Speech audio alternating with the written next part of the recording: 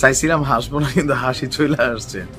একদম ছোটবেলা থেকে ছাত্রলীগ, শেখ হাসিনার মধ্যে মায়ের চেহারা দেখতেন, আবার শেখ হাসিনার প্রতিনিয়ত গালাগালিও করতেন।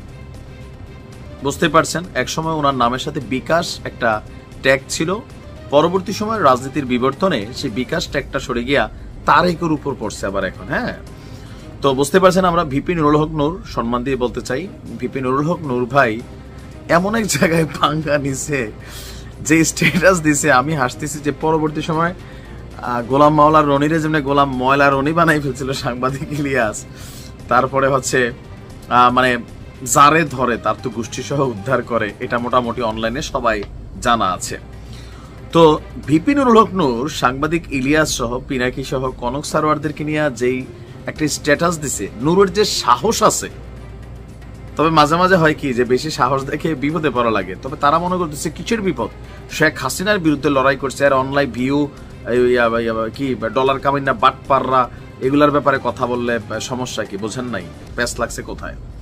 মাত্র আমি যখন নিউজটি করছি 5 ঘন্টা আগে ভিপি নুরুল হক নূর একটা পোস্ট করছেন, এখন তো হাসিনা বা লীগ ক্ষমতায় না, তো তোমাদের এত দেশপ্রেম, তোমরা দেশে আসো না কেন বিপ্লবী ভিউ ব্যবসায়ী বাটপাররা। কথাগুলো কারে বলছে বুঝতেই পারছেন।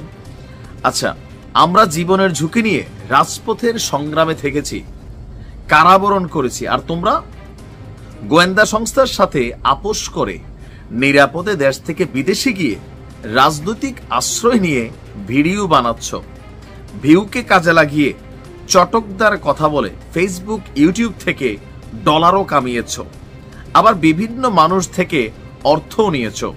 এত দেশপ্রেম, সততা আর বীরত্ব থাকলে দেশে আসো, ধান্দাবাজি পরিহার করে দেশের পরিবর্তনে কাজ করো। অনেকটা শেখ হাসিনা বলতেন, আরে বেটা দেশে আয়, আসবে নুরু ভাই, এরা কিন্তু আসবে।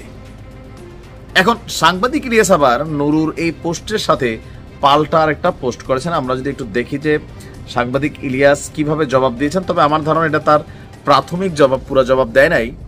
নুরুর এই পোস্টের ঠিক 2 ঘন্টা পর ইলিয়াস আবার পোস্ট দিয়েছেন যে ভিপি নুরুল হক তার বাহিনী লেলিয়ে দিয়েও তার রাগ কমেনি। একটু আগে পোস্ট করেছেন, আমরা এখনো বিদেশে পালিয়ে কেন নূর ভাই, আমরা বিদেশে কারণ টাকা কামায়ে আপনাকে বিকাশ করব। তারপর আপনার তিনি এখানে বেশ কয়েকটা স্ট্যাটাসের মধ্যে এটা খুবই গুরুত্বপূর্ণ, তবে গতকালকে থেকে আমরা দেখছি যে আপনার তারেককেও মোটামুটি হালকা একটা ওয়াশ দিয়ে দিছে।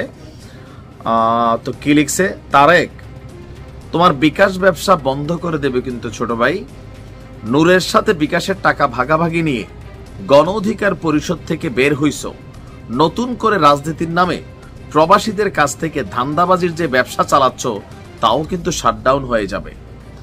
2টা পোস্ট করলে পরদিন আর আশপাশে লুক পাবা না, কচু ক্ষেতের ভাতা খাও সমস্যা নাই, কিন্তু বাপ দাদা ভুলে যেও না, 2 দিন আগেও ঘ্যান ঘ্যান করলা আর আজকে পোল্টি, সাবধান, নাইলে এমন অবস্থা করব রাজনৈতিক দলের নামে যে দোকান খুলছো ওই দোকানে কাস্টমার পাবা না। তার মানে এক একজন এক একটা রাস্তায় ব্যস্ত আছে, কেউ বিকাশ, কেউ রাজনীতির ব্যবসা, কেউ বিপ্লবী ভিউ ব্যবসা।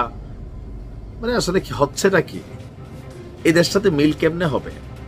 আওয়ামী লীগের সময় এরা সবাই একটা মিত্র শ্রেণী ছিল, এখন আস্তে আস্তে আপনি দেখেন প্রত্যেকের মধ্যে বিভাজন, বিভেদ। তবে এই যে লড়াইটা, এটাতে কিন্তু আসলে কি হয় এটা বলা যায় না, কারণ অনলাইনে উৎসাহী জনতা সবার পক্ষে গিয়ে ঠিক ঠিক, চলুন দেখি এটার শেষ কিভাবে হয়।